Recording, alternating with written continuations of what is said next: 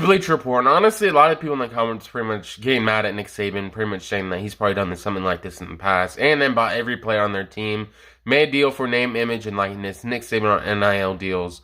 We never bought anybody. Some people think they're God. Go dig into how God did his deal. Jimbo Fisher on response to Nick Saban. Honestly, he's probably mad that the Texas A&M now has the #1 recruiting class in college football this season.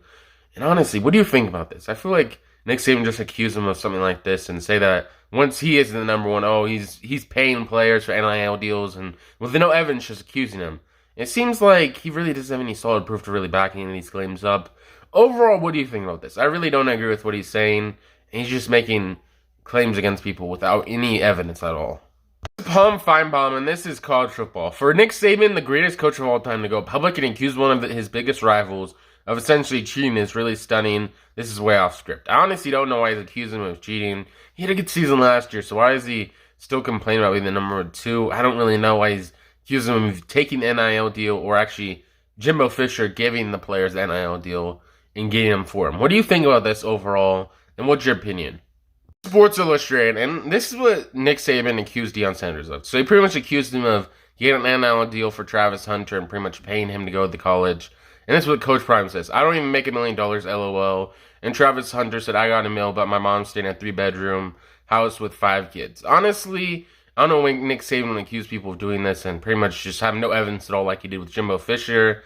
And I think he's just mad Travis Hunter went HBCU instead of the other colleges he's really going to. And then even before that, he was even listed to go to Alabama. He was committed actually to Florida State, so I don't know why he's so mad. And if anyone's paying players, you would have the most money. So I don't get, if this whole thing is true, why don't you do the same? You have the most money out of any coach, $9 million. So if anyone's paying, if they wanted more money, they would have went to Alabama. So let's be real, this is definitely not the case. He definitely just wanted to go to HBCU, and good job for Travis Hunter.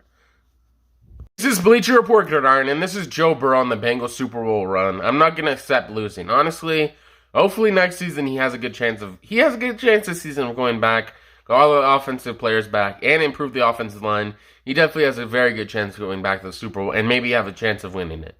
Overall, who are your Super Bowl predictions for next season, and how far do you think the Bengals are going to make it?